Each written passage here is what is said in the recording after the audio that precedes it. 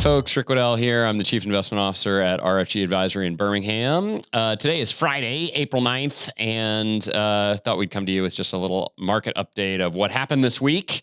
Looks like the S&P is going to close right around 4,100. That is right around a new high. We have set a new intraday and closing high for the S&P 500 this week, even if we don't necessarily get there by the end of the day today. Which is fantastic. Obviously, market moving higher in response to, just generally positive news. If it holds, this will be the third straight week in a row that we have seen gains for the S&P 500, which is the longest streak that we've seen since last October. So that's generally a good indication that things look pretty positive out there. And indeed they do. We got a couple of smaller pieces of news this week. We got some commentary from the Fed basically saying that they would remain accommodative for a long period of time, certainly through the end of the year, maybe even through mid 2022. Before we really look at, tapering any of the programs that they've got in place to try and stimulate the economy, namely low interest rates and asset purchases. And I really do think that the Fed is going to be focused on wage inflation, which is something that we'll talk about in a little bit, as their key indicator of when should we think about starting to, to taper rates and take a little bit of, start to take the punch bowl away from the party, if you will. We've seen volatility continue to move lower. Volatility is measured by the VIX, which is a technical index tracked by the Chicago Board of Trade. Long story short, that remains below 20, which is a good sign that the market has sort of calmed down quite a bit, certainly from last year.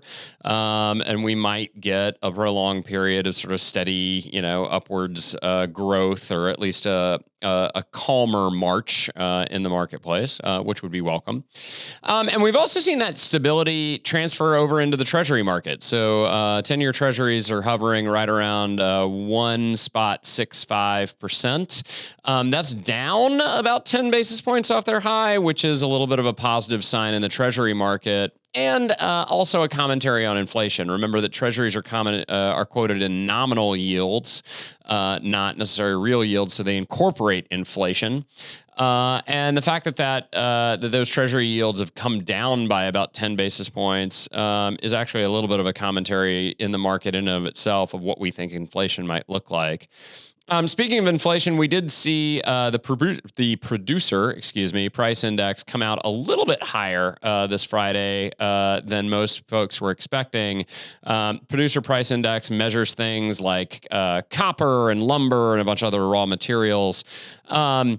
I think there was a little bit of concern that, inflation's finally shown up, but, in some of the market commentary, but the market is clearly shrugging this off as, well, the reason why we're getting this is because we've seen demand start to stabilize and rebound, which is actually fundamentally a great thing for the economy, which is something we've talked about on prior market updates.